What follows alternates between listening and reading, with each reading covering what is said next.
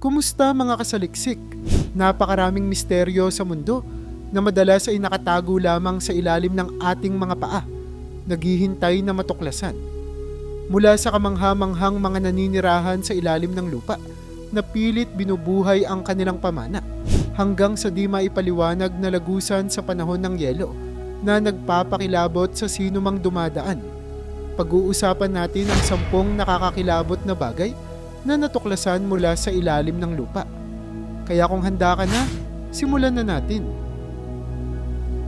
Number 10, Cave Dwellers. Ang mga cave dwellers sa China ay naninirahan sa mga tunnels o kuweba na nilikha sa lupa.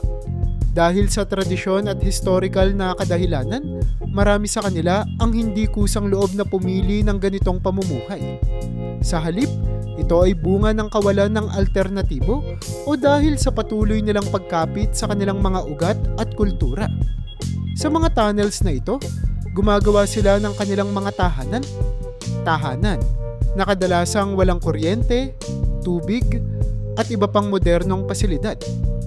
Sa araw-araw, pinagsusumikapan nilang makuha ang kanilang pagkain at tubig mula sa mga kalapit na bukal o balon. Ang kanilang pamumuhay ay maaaring ituring na mahirap at malayo sa modernong kaginhawaan. Ngunit para sa kanila, ito ay isa ng normal na aspeto ng kanilang buhay. Sa kabila ng lahat, maraming cave dwellers ang nag-aangking ang buhay sa tunnels ay may hatid na tahimik na kapaligiran, kung saan malayo sila sa ingay at polusyon ng lungsod. Hindi lang sa China matatagpuan ang ganitong uri ng pamumuhay. Sa iba't ibang panig ng mundo, may mga individual at komunidad na patuloy na namumuhay sa mga tunnels at kuweba. May ilan na kusang loob na pinili ang ganitong estilo ng pamumuhay para sa mas simpleng buhay, samantalang ang iba naman ay napilitan dahil sa kahirapan o kaguluhan. Sa ganitong paraan, makikita natin ang likas na kakayahan ng tao na makaangkop sa iba't ibang uri ng kalikasan at kondisyon. Number 9, Pyramid Tunnel. Isa sa mga pinakakapansin-pansing tuklas sa Great Pyramid ng Giza ay ang misteryosong tunnel na nadiskubre noong 2616. Hindi karaniwang bahagi ng iba pang mga piramid ang tunnel na ito, kaya't naging palaisipan kung ano nga ba ang layunin ng pagkakaroon nito. Sa kabila ng mga advanced na teknolohiya at pagsasaliksik, nananatili pa rin itong walang tiyak na paliwanag. Isang hindi maipaliwanag na hiwaga sa isang kilalang monumento ng sinaunang Egypt. Ayon sa mga arkeologo, ang tunnel ay hindi lamang basta isang simpleng pasukan o lagusan. Ang laki, posisyon, at ang kawalan ng mga kaparehong tunnel sa ibang mga piramid ay nagiging dahilan ng maraming katanungan. Bakit ito itinayo? Ano ang sinasagisag nito? Ang mga teorya ay naglalaman ng posibleng relihiyosong layunin, sekreto ng construction, o mga patunay ng mga naunang teknolohiya na nawala na sa kasaysayan. Sa kabila ng lahat ng ito, isa pa rin itong misteryo na nagpapakita ng galing ng mga sinaunang tao sa pagtayo ng mga istruktura na tumagal ng libu-libong taon. Hanggang ngayon, patuloy na pinag-aaralan ng tunnel na ito upang higit pang maunawaan ang layunin nito. At habang naghahanap ng kasagutan, nagiging paalala ito ng hindi pa rin natin ganap na nauunawaan ng lahat tungkol sa mga dakilang sinaunang sibilisasyon. Number 8, Ancient Artifacts. Sa isang makasaysayang lungsod sa Mexico, isang lumang tunnel ang nagdala sa mga arkeologo sa isang pambihirang koleksyon ng mahigit 50,000 artifact. Hindi pangkaraniwan ang ganitong dami ng mga sinaunang kagamitan at labi, kaya't naging napakahalaga nito sa larangan ng arkeolohiya. Ang mga natuklasan ay nagbigay linaw sa kultura at kasaysayan ng mga sinaunang tao sa rehiyong iyon, mula sa kanilang mga ritual hanggang sa pang-araw-araw nilang pamumuhay. Ang tunnel ay natuklasan noong 2014 At napakahalaga ng mga hakbang na ginawa ng mga mananaliksik upang maingat na masuri ang nilalaman nito. Sa paggamit ng mga robot at makabagong teknolohiya, tiniyak nilang hindi masira ang mga artifact habang hinuhukay ang mga ito. Pagpasok sa loob, tumambad ang isang kahanga-hangang koleksyon ng mga alahas, keramika, at iba pang kagamitang pangkultura na nagbigay diin sa kahalagahan ng lugar bilang isang sagradong pook sa kanilang panahon. Ang pagkakatuklas sa tunnel na ito ay nagbigay ng bagong pananaw sa kasaysayan, hindi lamang para sa mga eksperto, kundi pati na rin sa publiko.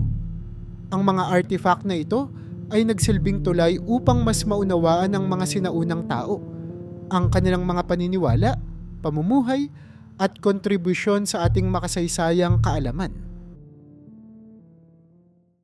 Number 7. The Paris Catacombs. Ang Paris Catacombs ay isa sa mga pinakakilalang sistema ng tunnel sa mundo. Ngunit hindi lamang ito simpleng lagusan sa ilalim ng lupa. Nilikha ito noong 18 siglo upang tugunan ang lumalalang problema sa mga sementeryo ng Paris, na puno na ng mga bangkay at labis na hindi ligtas sa kalusugan ng mga naninirahan. Sa halip na magtayo ng mga bagong sementeryo, napagdesisyunang ilipat ang mga labi ng mahigit 6 na milyong katao sa mga tunnels sa ilalim ng lungsod. Ang mga tunnels na ito ay naging isang di pangkaraniwang atraksyon, kapwa sa mga legal na guided tours at sa mga ilegal na pagbisita ng mga urban explorer.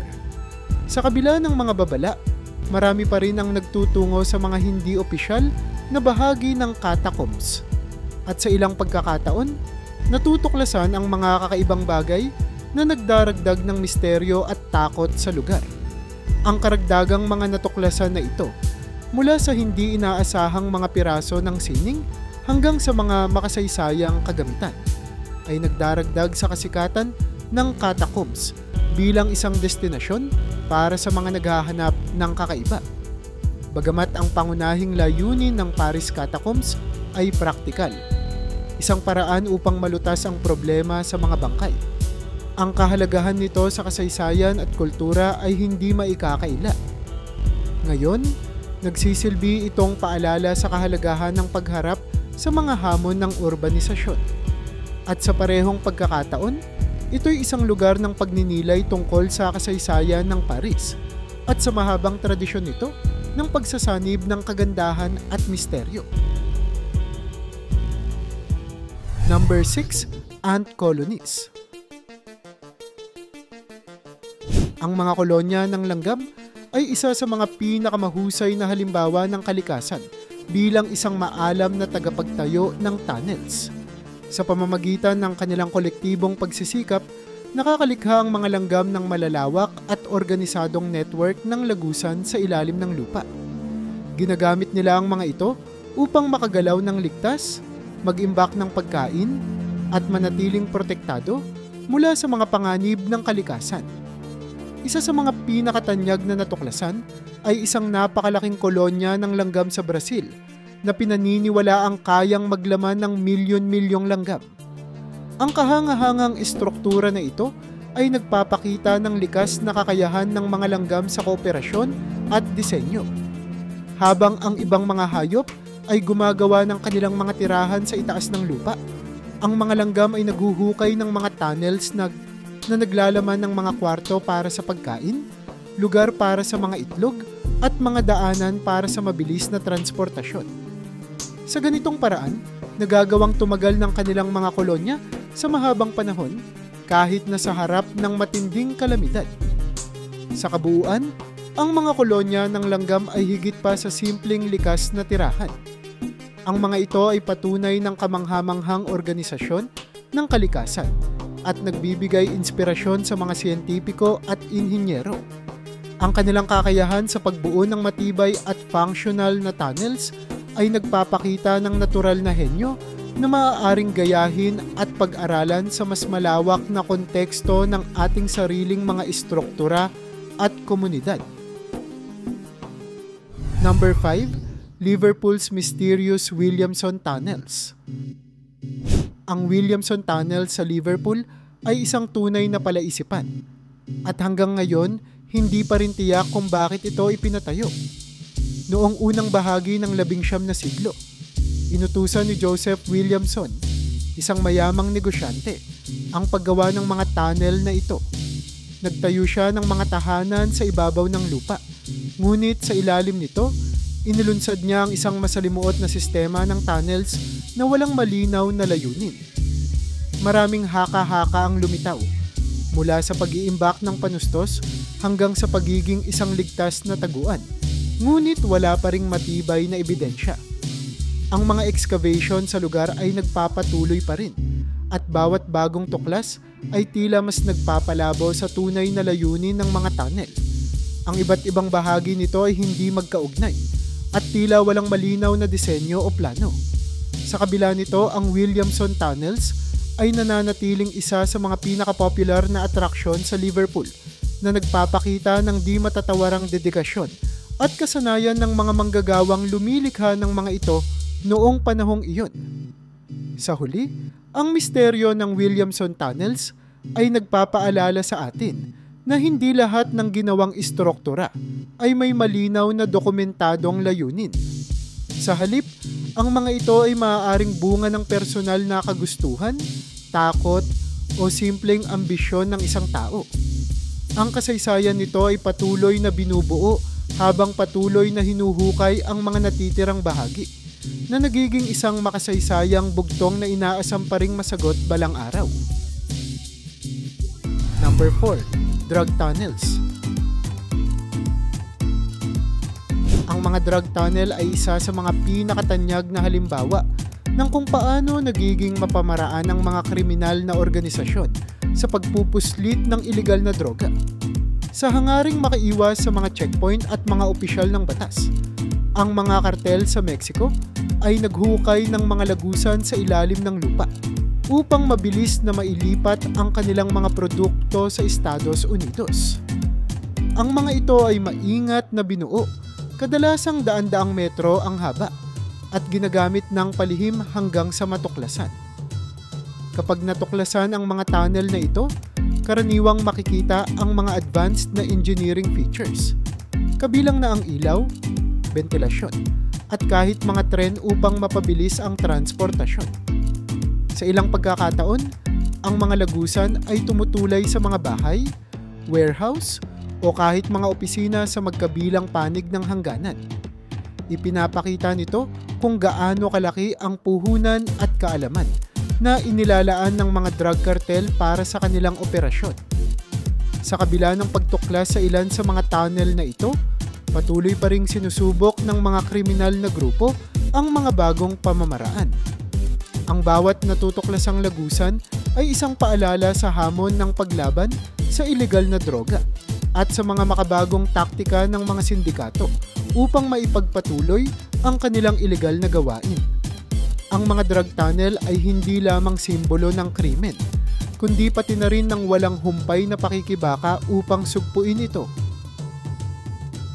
Number 3. The Crystal Cave of Giants. Sa ilalim ng Chihuahua, Mexico, matatagpuan ang isang pambihirang lugar na kilala bilang The Crystal Cave of Giants. Dito, makikita ang mga higanteng selenite crystals na nagmumula pa sa daan-daang libong taon ng natural na proseso. Ang bawat kristal ay maaaring umabot sa haba ng 20 metro at bigat ng maraming tonelada. Isa itong tanawin na tila kinuha mula sa isang science fiction na pelikula. Isang pambihirang kalikasan na bihirang makita ng tao. Gayunpaman, ang pagpasok sa kuwebang ito ay hindi madali. Ang init sa loob nito ay napakataas at ang halumigmig ay halos umabot sa 100%. Nangangailangan ito ng espesyal na kagamitan at proteksyon para lamang makapasok at magtagal ng ilang minuto. Ang ganitong klaseng kondisyon ay tila imposible para sa mga ordinaryong explorer. Ngunit ito rin ang dahilan kung bakit nananatiling halos perpekto ang mga kristal. Walang labis na pagkasira o kontaminasyon. Sa kabila ng mga panganib, Ang Crystal Cave of Giants ay patuloy na sinasaliksik ng mga siyentipiko.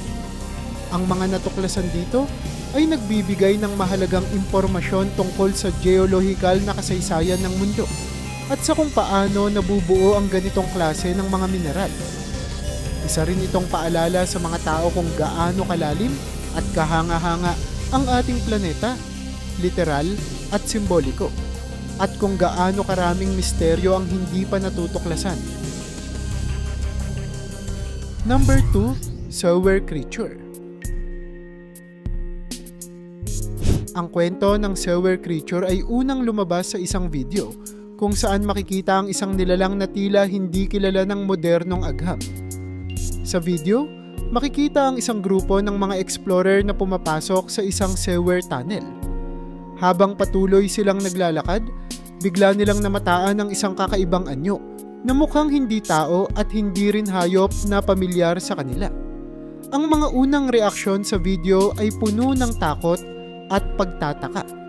Subalit sa masusing pagsusuri, napansin ng mga eksperto na tila may kakaiba sa paggalaw ng kamera at sa mga detalye ng footage. Napansin nila na ang galaw ng kamera ay biglang huminto at nagmistulang masyadong perpekto ang anggulo nang lumitaw ang nilalang. Ayon sa mga nakakaalam, malamang na ito ay isang ine-edit na video na ginawa upang magmukhang totoo. Kalaunan, kinumpirma ng United Utilities, isang kumpanya sa tubig at dumi sa United Kingdom, na ang video ay bahagi lamang ng isang kampanya niya upang ipaalala sa publiko na huwag magtapon ng basura sa mga drainage at sewer system. Bagamat hindi totoo ang nilalang na ito, nagdulot pa rin ito ng diskusyon sa mga tao kung ano ang posibleng matuklasan sa ilalim ng ating mga lungsod. Ang ideya na may mga bagay na hindi natin alam ay patuloy na umaakit sa imahinasyon ng marami. Ito'y patunay kung paanong ang mga urban myth at edited footage ay kayang magbigay buhay sa mga kwentong nagpapakiliti ng takot at kaguluhan sa ating mga isipan. Number 1, Ice Age Cavern. Sa ilalim ng St. Leonard Cavern sa Montreal, Canada, isang pambihirang pagtuklas ang naganap noong 2017. Sa isang bahagi ng limestone wall, natuklasan ng mga mananaliksik ang isang bagong lagusan na nagbigay daan sa kanila upang sumilip sa nakaraan. Isang daan na nagdadala pabalik sa panahon ng Ice Age. Ayon sa kanilang pag-aaral, ang cavern na ito ay humigit kumulang 15,000 taon na ang tanda at naglalaman ito ng mga indikasyon ng sinaunang geological history na bihirang makita sa mga ganitong lagusan. Ang cavern na ito ay hindi lamang simpleng uka sa ilalim ng lupa. Nang sinubukan nilang maglakbay papasok dito, nakarating sila sa isang aqua fire na nangangailangan ng paggamit ng kanu para sa mas malalim na pagsisiyasat. Ang limitadong espasyo nito ay nangangahulugan na hindi marami ang pwedeng pumasok ng sabay-sabay. Ngunit bawat hakbang papasok ay tila nagsasalaysay ng mga lihim ng kalikasan. Ang katotohanang natagpuan ito sa ilalim ng isang modernong lungsod ay nagbibigay diin sa kung paano ang kasaysayan at kalikasan ay maaaring magtago ng mga hiwaga sa pinakakaraniwang mga lugar. Sa mga natuklasan sa Ice Age Cavern, maraming tanong ang lumitaw. Mayroon bang iba pang mga bahagi ng kasaysayan na nakatago sa ilalim ng lupa? Naghihintay lamang na matuklasan? Ang cavern na ito ay nagbigay ng bihirang pagkakataon sa mga eksperto upang pag-aralan ang isang panahon na matagal nang lumipas. Sa bawat hakbang ng pagsisiyasat, ito'y hindi lamang nagbibigay ng bagong kaalaman, kundi pati na rin ng isang paalala kung gaano kalawak ang ating hindi pa nalalaman tungkol sa ating mundo.